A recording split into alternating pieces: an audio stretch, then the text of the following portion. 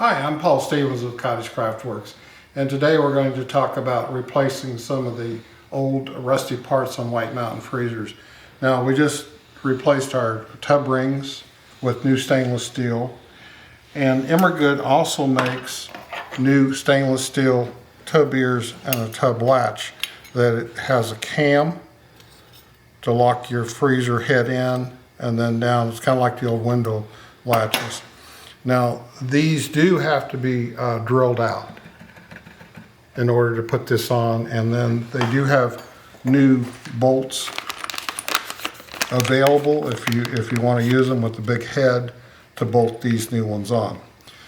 But the main thing I want to talk to you about is the tub center. So every year, right after the major holidays like 4th of July, we get an onslaught of orders for new tub centers because these old metal ones basically just give out and rust out. Many people don't realize this until they have the wife make up the batch of custard, they have the family ready to go to make their ice cream, and then they put the canister in and realize that the tub center got thrown out with the ice from last year. So we offer a poly tub center that's made out of a Durlon poly. This is the same poly that they use in food grade equipment. So it's not plastic, it's a Durlon poly tub center. And it comes with stainless steel screws.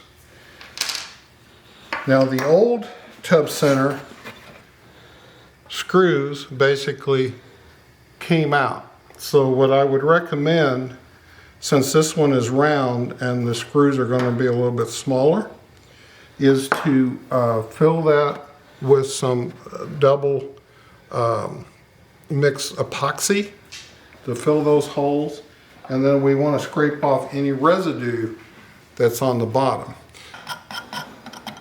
And White Mountain did a very good job. I have a couple of these tubs that I've looked at to go ahead and mark your center point with a little dented area here. So that allows you to take the new tub center and mate it with that hole, because you want to keep this center, then turn this the opposite direction so you've got new wood to screw into, and then use an ice pick to mark your holes.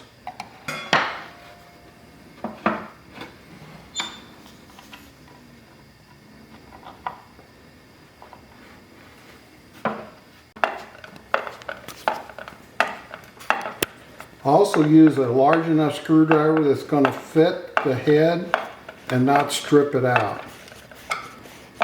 Tighten it down good, and we're good to go to make ice cream again.